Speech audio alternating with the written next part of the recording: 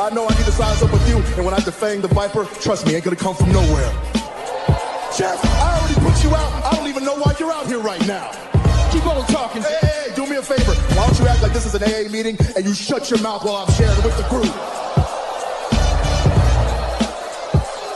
And Mustafa, you out here, a boy among men. And I'm gonna tell you what, you got lucky at the Rumble, so I know you're gonna come out here and run your mouth about how bad you are. But let me give you a little bit of a reality check. You see, Mustafa, you said that my eyes don't lie. Well, your eyes don't lie either, because last week, they were closed real tight when I put your simple ass to sleep. And AJ, hey man, be honest with me. How's our old girl Wendy doing?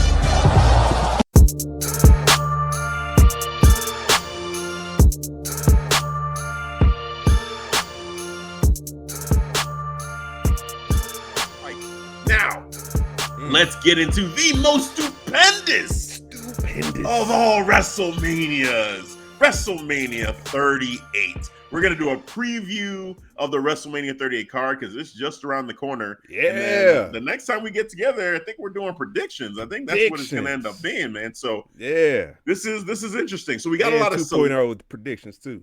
Oh my goodness. You gonna do predictions for that, sir. All I know is I'm gonna own that. Do your research, sir, because I am not. Oh man. So for WrestleMania 38, we do have the night 1 and night 2 matches. There may be one or two that are still getting updated here. Yeah. Like I don't see the KO show on here yet, and obviously Seth Rollins has what he's That's trying to make happen. Event. Well, which one? Night 1, the KO show with Stone Cold. Which is crazy to me that they're doing it that way. I understand. Yeah, but it gets me thinking too about another match. I'm like, yeah. So weird. Are they saving, or are they getting those out the way early because we're not gonna get the big hey, a face beating a heel for the championship? Are we not going to? Because I would think that would be the bigger story, but if that's not the bigger story, then yeah. Well, let me run down the match. Yeah. So night one. Let's go through. We got for the Raw Women's Championship, Becky Lynch defending against Bianca Belair. We've got a tag match between Rey Mysterio and Dominic Mysterio versus The Miz and Logan Paul. We've got Drew McIntyre versus Happy Corbin, hopefully to finally end this feud.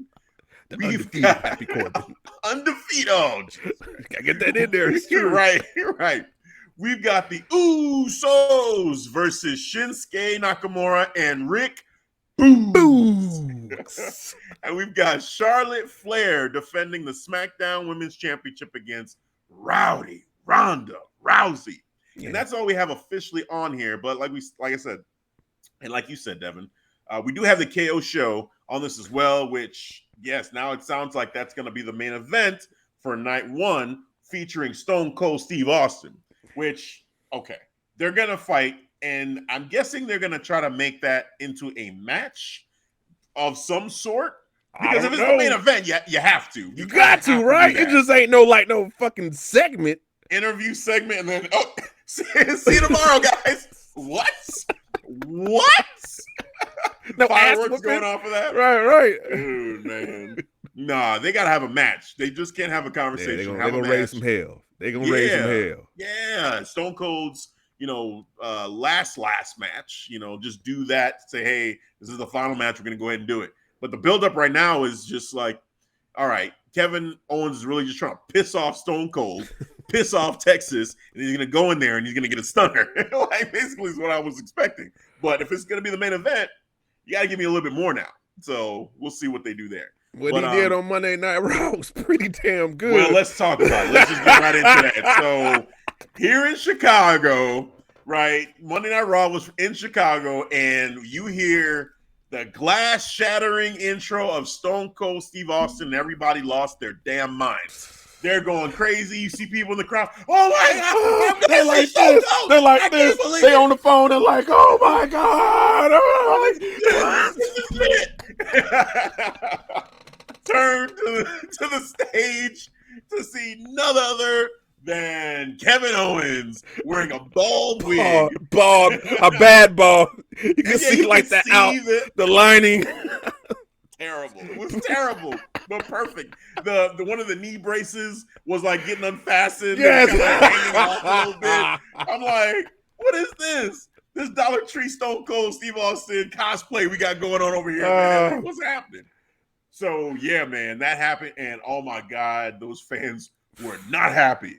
They were not happy, looking at him like, "Are you fucking serious?" Yeah. And it was so funny to me because usually, when people start the what stuff, because Kevin Owens was playing Stone Cold, and he was trying to get the crowd to say what, but every time he said what, they boo. said boo. He's like, what? Boo! What? I said, wow, he's got him. He's got him in all of his hands. He's got him. They legitimately, he's a heel. He's a true heel. It was perfect. It was perfect. He is owning this feud right now. Owning it. Dude, in the middle of the promo. Don't. Crowd lose their mind again. Oh, it's there. He's here. This time it's real. Kevin Owens is selling it. Oh my God, what's happening? Because he lit up. He was like, right. Because he was talking shit about Stone Cold. He was saying how you say, my memory's getting long, or I can start to forget. The lights are on, but no one's home. No one's home, right? And then that music hits, and he's like, "Oh shit!" He's like, "Oh!" I'm like, "Oh shit!" They got me to mark out. I'm like, "Oh, here we go." Yeah, it really happened. And then he starts smiling. He's like, got you. He's like, he got him again. Dude, he said, how's that saying go? Fool me once, shame on you. Fool me twice. Well, shame on you because you fell for it again. I said, yes, Kevin. So yeah, man, he was great. And then he had the stage hand throwing the beer, and he couldn't get it. And then he said, hey, stage hand, why don't you grab one of those beers, get in this ring, and hand it to me. And then he gave him a stunner for his good mention and poured the beer out on him. He was like he's about to drink. He's like, nah, and just threw it top of the entrance. Dude, it was great. It was just gold. It is, man. So as far as Kevin Owens is doing his job, man. He's doing a great job, and I am hyped for that face-off to happen, and hopefully we get some semblance of a matchup, just to really cap off WrestleMania Night 1 well, if that's what they're gonna do. I also think part of the reason why they're choosing that match to do at the end is because you've got Becky and Charlotte both defending their titles. Do you really choose to put Charlotte in the main event and not Becky? Because how is Becky going to feel about Charlotte being the main event and her being the undercard when Becky beat both of those two? Both of y'all going to be the undercard now. Yeah, right. Right. Now, just to make it fair, you're both the undercard. So now it's like, okay, do you just sell for, hey, well, if we're not going to be the main event, we should be the opener, kick it off, and steal the show right from the beginning. Like that was Seth's mentality going into the Brock Lesnar match when they weren't main event, and it was Becky and the triple threat. He was like, hey, like that's if I'm not going to be at the end, then let me be in the beginning. And Brock too was like, shit, let me get in there, get out, get on my jet, get out of here. Right, get paid. So maybe they go that route with it, but yeah, man, I feel like that might have been part of it too. Just all right, we've got these two, big personalities. They both big egos. They both think, I should be the main event. I am the face of the company, not just the women's division, but they probably both believe they're the face of the company. And so to pick one over the other, that's tough. That's tough. So what do you think of that, man? Just like the Charlotte match versus the Becky match. Like, where are you with that? Because I think we've talked about it before. Like, we both thought that, the Becky-Bianca matchup is the one we're more into. Yeah. Oh, yeah. I'm already more into the Bianca and Beth. No, not Beth, but Bianca and Becky. Becky. Yeah, because just what Becky's doing, too, just helping, building that women's division. Yep. And I enjoy that. Charlotte. you know, it's what they did on SmackDown was okay, but it's still, it's I don't know. I'm not buying it. It's not personal. You Yeah, know, yeah. it's just Now it some, seems like it might be a submission match. Maybe there's nothing official on that, but Charlotte keeps talking about because they keep talking about how Ronda Rousey hasn't tapped. With everything that Charlotte has done to her, she hasn't tapped out. yeah. So it feels like that's going to be the stipulation, or just a unofficial stipulation. Is Charlotte is definitely going to try to make her tap, and Ronda, of course. I mean, that's basically what she does. So um, I'm cool with it. You know, the fight in the back. You know, the car. It's kind of like they did this before. You know, they did this on the road to the triple threat. Now Yep. we're kind of doing it It's all again. Like, mayhem, right? This is like I've seen this. right, right. But then you have on the other side, you know, Becky cutting these promos, you know, like just about how she sold her soul, you know, and she'd sell it every day just to have this. Like, this is all she had. That Bianca, when I showed up and everyone chose you over me, that was it. I made my decision then. Yeah, but she got to stop capping on that 600 days shit. I knew you were going to bring that up. I knew you were going to bring that up. Stop the cap. All right, Becky.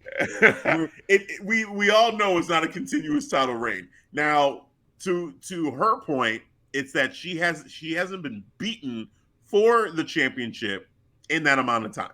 That's the way I'm looking at it. In nearly 3 years, no one has actually beaten her for the title. She relinquished it, which you can't say that her title reign is 600 days long. It's not. Like, the title reign is not 600 days long. But the only way they could get that belt off of her was for her to relinquish it. That was it. She had to say, hey, I'm having a baby. I'm taking some time off. Asuka, here you go. And then when she came back, immediately she got the championship back. So and she's a heel. So you can kind of play around with that. You know what I'm saying? Like, I do respect, like, hey, a heel's just going to say these things to piss people like you off, because she knows it's like some people are going to be annoyed by that. You got Roman Reigns, who You the one that brought it up first, though. I remember you brought it up first. And then I'm like, yeah, you're right. And then she brings it up again. And I think she brought it up in a tweet. And I think I sent you the text. I'm like, look at this shit. Yeah. Talking about that's cute. You know, because Roman Reigns been champion for about almost close to 600 days.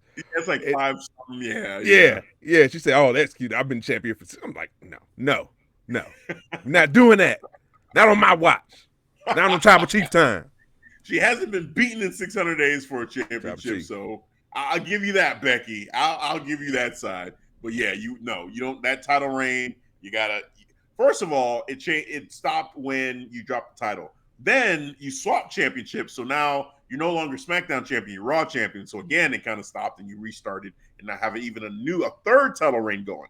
So she's playing around with it. And again, for me as a heel, I can accept it, because it's like, oh, you're being ridiculous. It's like when there was a time where Jericho on Raw won the championship from Triple H, I think it was. But then on some technicality, they were saying like the referee was corrupt or whatever, and that, it was a fast count, and so he had to reverse the decision. And I'm just like, you got to be kidding me. And so now Triple H is going around like, yeah, I still haven't been beat. Like, no, you were beat. I saw it. I saw it happen. They counted the 3. Like, this is ridiculous. So it's kind of like that. But heels can kind of get away with that stuff. If she was a face, then no, man, what are you doing? Like, that's weird. Can't be saying. Right. But as a heel, it's okay. It's okay. So I would say, I guess the question for you then is, of all these matches on here, which one are you most anticipating on night one? Oh, Bianca and Becky. Because the story alone, the story rivalry started back in SummerSlam. Yeah. You know, I would say this is countless long-term storytelling. Becky told her, go back of the line. And that's what Bianca did. You know what I'm saying? She went back to the back of the line, built herself back up, even made her, I think, even a bigger star than when she even came into WWE. So she's not even a bigger star after she even dropped the belt to Becky. So now we're getting it back this time. Not main event, I'm sorry.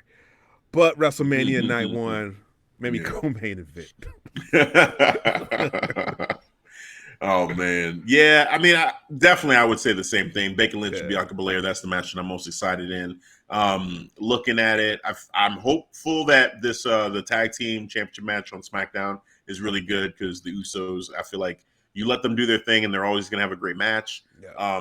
It is going to be curious to see because the way they're building this up, they're doing a good job of putting the Usos as this like just super heel tag team, and Shinsuke and Rick Boogs as the underdog faces that are trying to find a way to come up and end this title reign because they got a little bit of history going on their side too as far as this title reign. Like it's getting kind of up there as far as the number of days that they've been champion. Yeah, over a year now. It's Yeah. champs. So yeah. Yeah. So it seems insurmountable to beat anybody that's a part of the bloodline right now. But I would say it's more likely that the Usos would lose than for Roman Reigns to lose. So I'd give them a little bit of a chance right now. I'm not going to do a prediction necessarily, but just in the way that they're booking this, that there is a slight chance that maybe they go the route of Shinsuke and Rick Boogs becoming tag team champions, and then still having Roman Reigns retain his championship. I could see that scenario. So what was that pay-per-view that happened that it was the bloodline, Roman Reigns, he main evented, but the Usos, we had them winning, but they ended up losing? Well, they haven't lost a championship match since they've been, in the bloodline. Since they've officially been the bloodline, they haven't lost a championship match. Damn, they've been champions the whole time. Yep. So, but yeah, man, it's an interesting card. I mean, the match I'm probably least interested in is going to be this Drew McIntyre versus Happy Corbin match. Not really interested in that at all. It's going to be a banger. Dude, I don't think so. I don't think so. I'm sorry.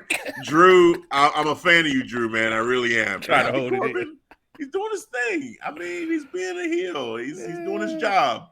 But I'm not invested. There's really no story here. I guess the story here really is Happy Corbin and Madcap Moss maybe not being on the same page anymore, and them turning Madcap Moss face maybe? Yeah. I don't know. I don't know how I feel about that. Yeah. So I'm out. I'm out on that. Even the Rey Mysterio, Rey and Dominic match versus The Miz and Logan Paul, even though I'm not a fan of that might be fun. I'll be honest. Paul scenario and him being in there, but I think it could be entertaining. Yeah. I think that might be fun.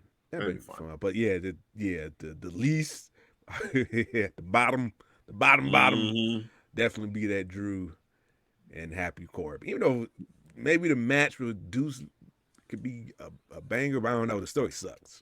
Right. The story sucks. Right. And if it doesn't have a good story, I mean, you're not going to be invested. Yep. That might be a bathroom break. Honestly. Right. Let's go make I'll find out the result. It's fun. Sandwich time. Right. Oh, man. All right. So let's go to night 2. So night 2, this is where things could get real interesting here because the Seth Rollins matchup maybe goes on this night. We'll see. Right now they have 6 matches for that one. Actually, the Seth Rollins one might happen on night 1 because there's 5 matches on night 1 unofficially. Although, check that. Kevin Owens is on night 1, so it's 6 and 6. Yeah. It's actually 6 and 6. So my gut tells me Seth might be on night 2, especially if they do the whole Cody thing. Yeah. Night 2. So, but let's roll through these. So night 2 for WrestleMania, we have the fatal 4-way for the women's tag team championships. We've got 4 teams. Yes. Queen Zelina and Carmella defending against Sasha and Naomi versus Rhea Ripley and Liv Morgan versus Natalya and Shayna Baszler. So we got that match going on. We've got Johnny Knoxville versus Sami Zayn. Anything goes. I'm actually looking forward to it. Like, what the hell are they gonna do? What's gonna happen? It's gonna be fun. We've got Pat McAfee versus Austin Theory. I'm sorry that you're a punk bitch. Tell him to suck it. I was like, Pat McAfee's great. McAfee's great. Yeah. That's all I'm gonna say. We've got a triple threat match for the Raw Tag Team Championships. RK Bro versus the Street Profits versus Shush Alpha Academy. Thank you. Oh man, we've got it was like the same time and everything. Yep. We've got Edge versus AJ Styles, and your main event of the evening, winner take all for the WWE Championship and the WWE Universal Championship. The biggest wrestling match ever in WrestleMania. Oh man, The biggest. dude. We've got the Beast, Brock Lesnar, versus the Tribal Chief, the head of the table. We the ones. We won. Roman Reigns. Brock Lesnar scared of me. well, Right. Where you going, Tribal Chief? Where did this come from? Hey, Roman. He's actually on his way. He just landed. He's What? here. I know what I'm doing. Like, what do you want me to do? I know what I'm doing. I need you to wrap this up, and I'm out. Here you go. We gone. What? Wait a minute. Time out. Pause. Roman, what the hell did you just say? They got in the big SUV, and then Brock Lesnar, out of nowhere, comes in this forklift, puts it on the driver's side, between the passenger driver's side, rams the windows in. You can tell cutscene. No one's in the first shot. Definitely. That was right. That was totally. Commercial. Come back. And now they're in the car. Really? I mean, I'll take it. This is fun. Right. It's acceptable. I get it. Little camera Hollywood. We're going Hollywood. It was cool. But then they get out. It's this rinky-dink pickup truck. Old school 90s, maybe 2000. This was driving Tribal Chief? Like, what? He got in the driver's seat, too. What the hell is this? Brock Lesnar. He comes out like, and he turns around like, oh. What was crazy? It was right behind the forklift. Like, the car was right there. Are you serious? And he got out the forklift and he turned around. I thought they ran off, but it was literally behind the forklift. What the fuck is happening? Uso's telling the Chief to go. Take off. He takes off.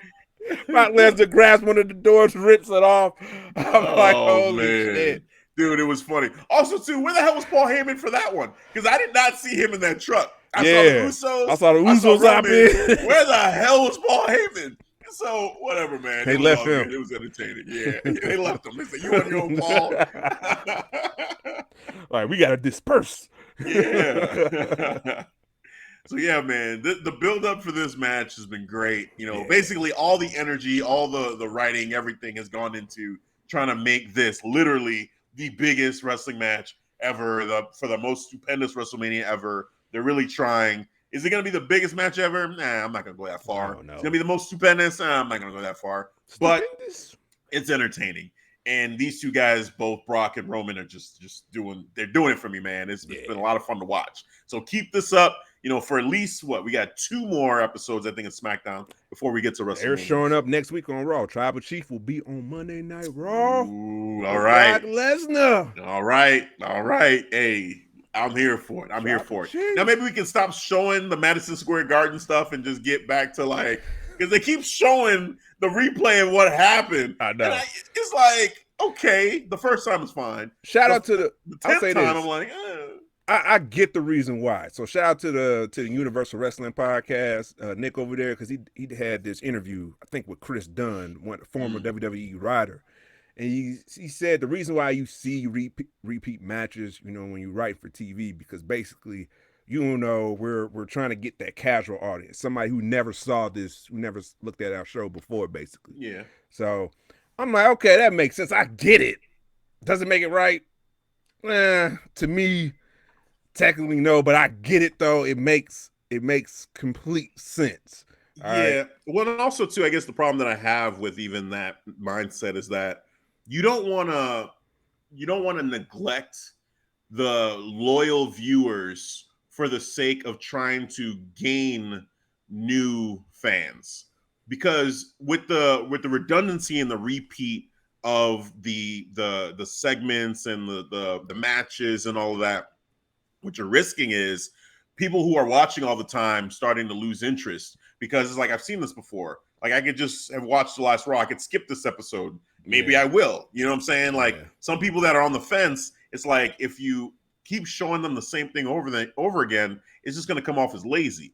I get his point about, you know, just wanting to get new fans and saying, hey, like, we want to get this person across. But I just feel like that's kind of a risk that you take on the other side with loyal fans that'll look at it and say, well, you got to give me some kind of reward for what my investment.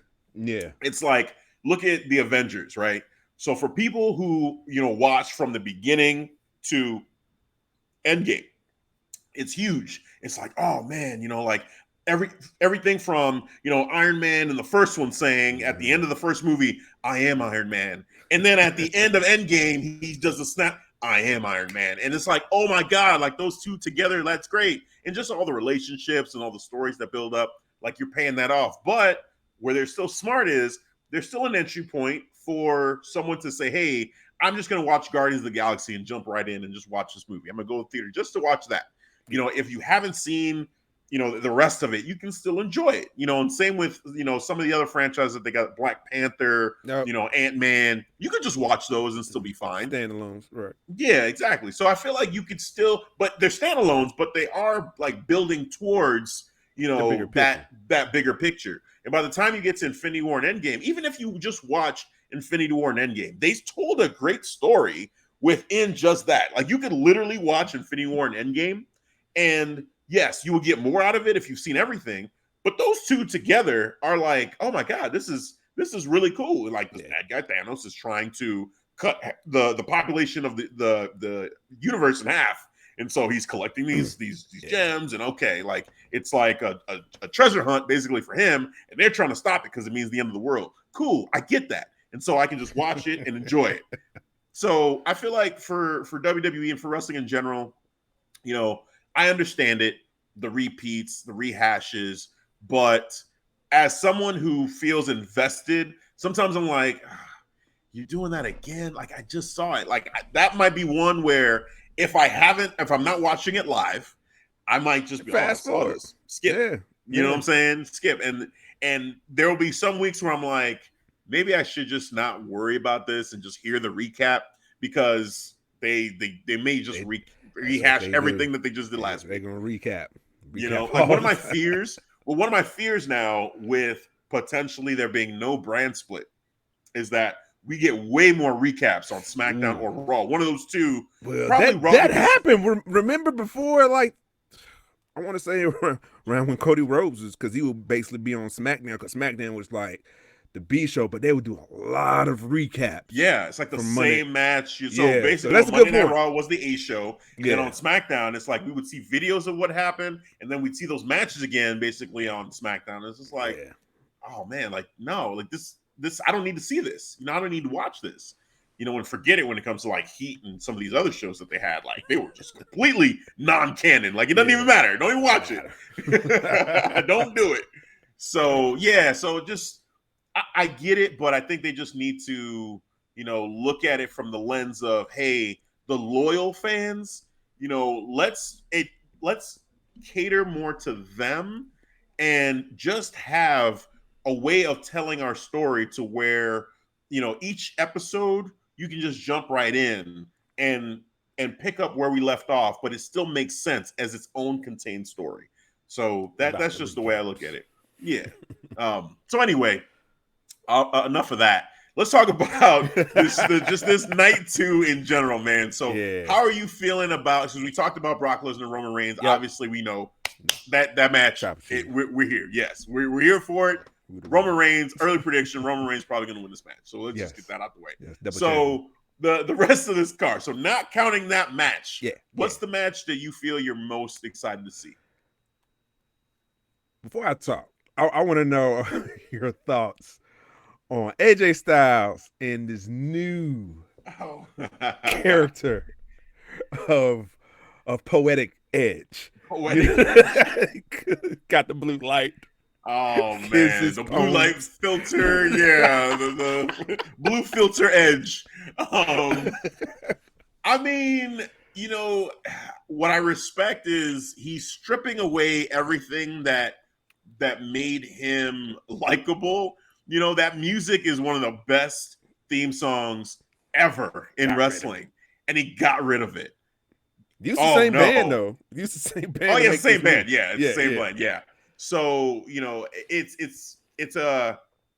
an interesting thing to do to say, hey, I've got all this momentum. People love me, but just for the sake of telling a great story, I'm going to kill all of that and start fresh. With this character. And really it'll get under people's skin to change the music, change the filter. Probably there might have been a conversation about, they hate the red light thing with that you did before at the Fiend. Let's do a blue light for me. Mine's blue every time. Every time I'm out here, blue light.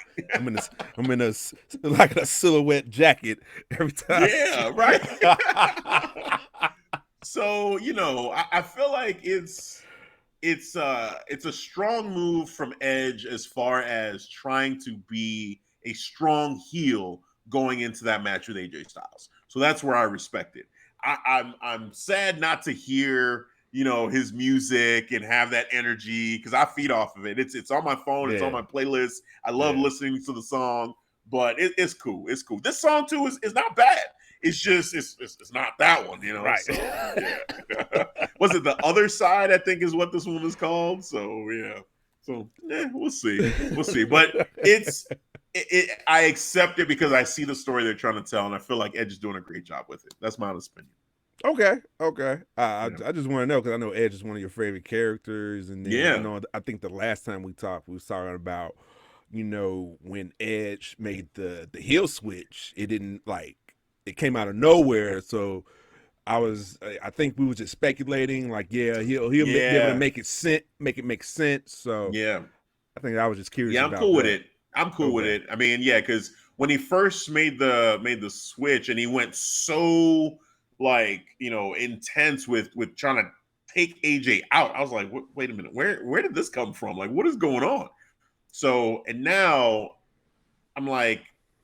Because we talked about it too, that with AJ Styles and Shinsuke, for instance, when they were both faces and they went against each other at WrestleMania, it didn't work. And so maybe part of the thought process is, hey, we don't want to replicate that. We want to go in and have a strong match because you see, last year that wasn't last year. What was AJ Styles? Was AJ Styles at WrestleMania last year? Yeah, tag team championship. That's right, with Omos. Okay, yep. Because I'm going to the year before. I'm thinking about AJ and Undertaker. So the cinematic match, there was a clear good guy, bad guy. They told a great story. The match itself, I mean, say what you will about the cinematic side because I had my opinions. But from a storytelling perspective, it made sense. It worked. It's fine. So now I think it's more in the vein of that. Hey, Edge, he's just going to be a dick. He's going to take away all the stuff we like. We're going to be pissed off about it. And he's getting the booze. And now AJ Styles, we can really make him a super face in this matchup. People love AJ. Now there's no split. It's not going to be okay, we like Edge. And no, it's damn it, Edge. We're pissed at you for changing all your shit. And AJ Styles is awesome. Yeah. So I think it's cool. Yeah, I think Edge personally wanted to change. So I think this was his call to do. Yeah, want to go heel, want to change up the music. If I'm gonna go heel, especially in these times, I don't want to be the cool heel. I want some heat. So it makes sense. He's not the rated R superstar. He's not. No, this is something completely different. My man coming out in a dinner jacket and blue light, clean, right, man. Just looking out, he feeling himself. Yeah. My man said, "I am the best." Around here, I'm the best. I'm the judge, jury, and executioner. All right, I will pass judgment on AJ Styles. Yeah, I was like, oh shit. Yeah, all right, I'm down. I'm with it, man. I'm here for it. So is that? Would you say that's your most anticipated match outside of Roman and Brock? Yeah, I'll say that. I'll say outside. Okay. Yeah. Because I'm a big. AJ Styles, one of my favorite wrestlers. Edge, he's been telling great stories ever since he came back, just on the mic and in the ring. And when he came back with something different as a heel, I'm even more intrigued by it now. So, yeah. I would say this, that I think from a dream match perspective, I'm really anticipating that match. But I'll be honest, I'm actually a little bit more intrigued in this whole thing with, actually the two tag team matches, but specifically the Arcade Bro matchup. So Arcade Bro, Street Profits, and Alpha Academy. This is really interesting. So Randy Orton just called Riddle like his friend. He just acknowledged. He said the F word. So I'm like, wow, okay. Now this feels like we've crossed a threshold. Like it's Randy Orton being open and saying friend and just really accepting Riddle. Now I feel like it's a time where somebody's gonna stab somebody in the back. Like it just feels like it's getting ready to happen.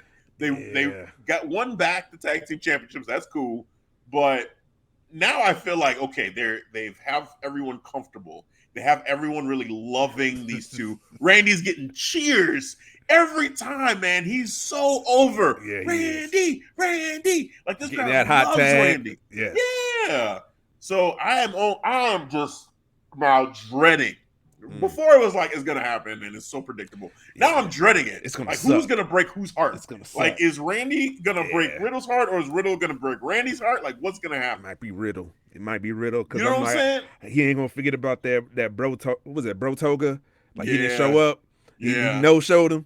Right. Like, right, dude. I would love it if Riddle turned heel. That would be just so brilliant. Because you keep Randy over as a face, and no one would see that coming. They would. For Riddle to turn heel and then to be the badass now? Are you serious? And Randy being the one that's like, I finally acknowledge someone as my friend. Because I don't have any friends here. The one guy I say is my friend, and he turns on me. This is why I don't have friends, is because of shit like this. Like, the story writes itself. Like, oh man, it would just be brilliant. It would be brilliant. I hope they do it that way. So I'm really anticipating that. And also, too, I feel like, probably one of these two teams, Street Profits or Alpha Academy, it would be great if one of them won. Either one. Either way. It would be amazing. If RK Bro retained, too, because I'm still loving the tag team chemistry. I'm still loving the tag team. Yeah, because honestly, like, I feel like they've been giving us a real good story for the tag team on the Raw side, which is just... It's been great, especially you infuse the Street Profits, and then you got Chad Gable, Otis just killing it on the mic, bro. Shush! Thank you. Thank you. Wow, just great, man. Shout out to those two, man. They're doing hell yeah, man. But that's a good call right there. I'm excited about that match too. That's gonna be a banger. That's gonna be a banger. That one for me, I feel like I think, again, as a dream match, Edge and AJ, I'm there. I don't know. I just feel myself getting pulled a little bit more to this whole Arcade Bro situation, and then having these two teams, Street Profits, and them having a little bit more of an edge, to their characters now, which I'm like, what is happening? Statement on Monday Night Raw. Right. Yeah. Like, what is going on with the Street Profits? I'm here for this. Yeah, let me help you. I was like, bow! Buster in the heavens. Boom! Yes. He put a little stank on that, too. Montez, I was like, this is what they need. This is what they need. Give them a little bit of an edge. I like it. So I'm really anticipating that. And I will say, I'm a little upset that the women's tag team matchup is a fatal 4-way. I don't feel like Natalya and Shayna need to be there, but how did they get in again? What qualifying match did they win? They didn't win a qualifying match. They just went in there and just whooped ass, and Sonya Deville was like, I like it, you're in. Sonya is just ridiculous. Sonya is a G, just ridiculous. I don't understand. You don't put Seth Rollins on the card, but then you put Shayna and Natalya on there just because they beat somebody down. Like, it doesn't make no sense. What about? Man, somebody need to go in GM mode and change her attributes because the shit's all out of fucking whack right now. Exactly. What are you doing? Where are your priorities at? So I don't understand. But what I am excited about is specifically the team of Rhea and Liv Morgan. There's something about them right now where I'm like, this is a perfect pairing. They're just so perfect together. like the entrance, they synchronized it. And then, oh my God, like the music, you see Liv Morgan, she stomps her feet and then she's all into it. They both, they will have like that punk look, and they're matching the outfits now. They go to the ring and they both do their poses on the apron and it's timed up perfectly. And I'm like, oh, the first time I saw it, I was like, holy shit. This really works, and I'm into it. And I wish it was in the game, WWE 2K22. I was like, I want that entrance. DLC, make it happen. Yeah. But yeah, man, it was great to see them. And then seeing them in the ring work together too, I'm like, gosh, I really want them to win. I love Sasha. I love Sasha. She's my favorite ever, period. But I really want to see Rhea and Liv do this. I don't know what I'm going to say for predictions. We're going to see. I still got some time. we got a little bit of time. We got a little time before we get there. But I understand they do got great chemistry. Yeah. Just the aesthetic look at them too I'm like, bro, this is money right here. They're playing with the name Liv For Brutality as the tag team wrestling name. So I was like, man, they said that. I was like, y'all got something here, man. Y'all got me invested. That's strong right there. I like that. You got some stank on that, Liv. Right. Okay, Liv For Brutality. Dude, okay. Man. Oh, man. I think it's great. And Liv still has not won a championship in WWE. She still has not won. So I'm still winless. Yeah. But Sasha statistics. Yeah, that's true. I don't know, man. That's tough. That's tough. We'll see what they do there. But for me, that match is interesting, from that standpoint. Those two face teams going against each other, the momentum that Naomi has, it's kind of died down a little bit, but it's still there for me as far as, just being excited by seeing Naomi in action now. Sasha Banks, obviously, I already talked about that. Queen Zelina and Carmella, like they've got the story going on with Corey Graves, and Carmella being distracted. But now it seems like but now it seems like that's over. Like it's just okay. She's fine now, and she's focused again because they fought it out a little bit. I don't know. We'll see. We'll see. It's weird, but I'm not really here for that. I'm not really here for that. No, I'm here for the two face teams. I think those two teams are going to tear it down. It's going to be awesome. I am so shocked that I'm so hyped for this Pat McAfee and Austin Theory matchup. Let me tell you, Pat McAfee on the microphone has sold me. Austin Theory being a complete dick every time he shows up sold me. Just, you can apologize. Then, of course, Pat McAfee went through his whole thing, apologized for him being a punk bitch, yada, yada. Then Austin Theory's like, you apologize after all that. I'm like, what, really? But it's great. I think Austin Theory's doing a great job. And I think this match can actually help Austin Theory one way or another, just put him on the map. He's going to have a match at WrestleMania. Because Pat McAfee's in there, a lot more eyeballs are going to be on that match too. So people will get to see who Austin Theory is. And yeah, man, just build up that heel persona. I don't know who wins that match, but I think it's going to be a fun one. Win. Yeah, I mean, they could, but, we'll see. I got to see more. It's been a good build. It's been a good build. And like I said, the promo, dude, Pat McAfee, they cut it off, but he was starting to get into, like, he stole a little bit from Stone Cold. He stole a little bit from The Rock in the promo. He was like, the millions. I said, what? What are you doing? Okay. That's what he does on his show, though. So he incorporates that. So he always talk about they do the what chance, the millions. Yeah, so, they do. Yeah. So he pretty much just used his show, and I saw him infuse that into his promo. So that's speaking of that too. Did you see the Vince McMahon episode of the Pat McAfee show? I texted you the link. Okay. Oh, that's right. You did. Because I watched the whole thing. I saw. Yeah, the whole me thing. too. Yeah. I watched the full, not an edited, like a full thing, man. And it was cool. Like it was interesting. I mean, got to understand Vince a little bit more. But I also think there was some questions that I had, maybe more questions than answers around, like, is Vince McMahon, is what we saw from him on that show like a real or a character? And is Vince McMahon actually making the decisions behind the scenes in WWE anymore? The reason why I say that is because he was saying, like, we listen to the fans. We listen to the reaction. Guy goes out there, there's no reaction. Oh, shit, we fucked up. Guy goes out there, there's a big reaction. Hey, cool, let's go with that. Yeah. But immediately I think of like Rusev. Yeah. You clearly don't listen to the fans there, or you take what the fans are giving you and you twist it and you say, well, no, that's not, what they think of you. They're just fucking with you. They're just making fun of you. Organic the t-shirt sales don't matter. response. Right. So what we see is more of, hey, if it's not his idea, then he doesn't typically go with it. He's to tinker with everything before, and then if what he tinkered with works, then you're over. And it's like, what? So I don't know. I came off like a little bit confused around Vince when it came to that. But then hearing some of his stories, just in general, and his mindset too, not wanting to ever show he's sick, just like always working hard. Yeah. Talking about being late, but it's funny, he was late to the episode. But then he talked about being late in general. Like, people shouldn't apologize because you apologize for being late. And it's like, well, okay, but you're still late. And, if you're going to be late, at least don't look like shit. He said that on there too. I was like, okay. So, it was pat on the back. He don't like to, he does not like to be praised. Not love and Pat McAfee continued to praise him over and over and over again. Like, that was pretty funny. He's like, I know you don't like to be praised, but you are a genius. I want your brain. I want your brain, my brain.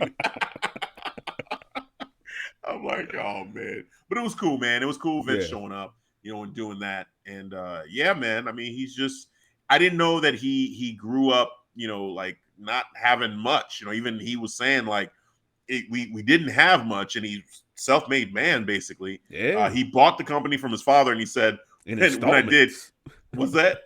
In installments, right. And he said he probably wouldn't have sold it to me if he knew what I was going to do with it, but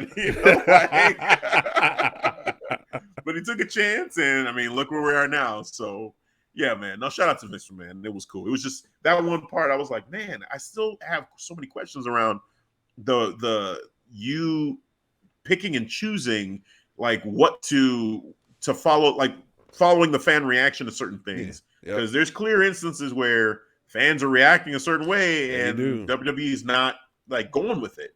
So, but it was interesting. It was a fun thing. And that's where this match got announced between, where Pat McAfee was told that he was going to have a match. And so the rumor was, he's going to fight Vince McMahon, but no, that was deaded, thankfully. So now we're here with Austin Theory. Yeah, it's better. It's better this way. So yeah, man, I mean, most anticipated obviously is going to be the Brock Lesnar and Roman Reigns match. For you have it at Edge versus AJ Styles, and I'm with you as far as a dream match. I'm really anticipating this, and I love both these wrestlers, so it should be great. But low key, that RK Bro tag team match with Street Profits and Alpha Academy, I am very curious of what's going to happen there. Like, what is going to happen story wise? I'm invested, so we'll see there. And Liv For Brutality. Let's go. This is my brutality. I'm in all the way in. So, yeah, man. So that's our preview of WrestleMania. Yeah. WrestleMania 38 nights. Should be a lot of fun. Coming. Yeah, can't wait for that. Get ready. Yeah. So now, and that's it, man. That's all we got for the show. So, Devin, do you have any final thoughts, final things you want to add before we cap it here? It's just good to be back from spring break. It took a couple weeks, but now we came back mentally recharged, ready to go, and we're ready for predictions for WrestleMania. Let's go. I'm excited. Absolutely. Can't wait for those predictions. It's going to be fun. But before we go, as always, I hope you remember how to do this. Devin. Get my notes now. Notes. Devin. Please, sir, tell the people where they can catch us. Yes. All the time. You can catch us on the One Stop and Shop website where we have all of our social medias like Facebook. You know what? Shout out to our Facebook page because I don't really promote this, so shame on me. I need to get better at this. But go ahead and follow our Clark Street Wrestling Facebook and our Facebook group, Clark Street Wrestling Community. We have all walks of life. Got over 200 members in there, bro. Woo-hoo. Yeah, 202 by the way, man. And shout out to some of our members, Paris McGray, one of the admins. Yes. Christopher too. You know what I'm saying? He's been very engaging as well. We got you on the thread, man. We're gonna do one for WrestleMania because we got a lot of engagement for the Royal Rumble, so we're gonna definitely do one for the WrestleMania, man. So we got you on that. But big shout out to our Facebook group and our Instagram, Twitter, and TikTok. And you can't forget TikTok. Man, it did that in a while. It's been a while. Yes. And we got all of our season 3 or now season 4 now, I should say, linked to YouTube. And you can just not see us on video now on YouTube, not on our website, but on Spotify. Woo! All right. If you listen to Spotify right now, look at our faces right now.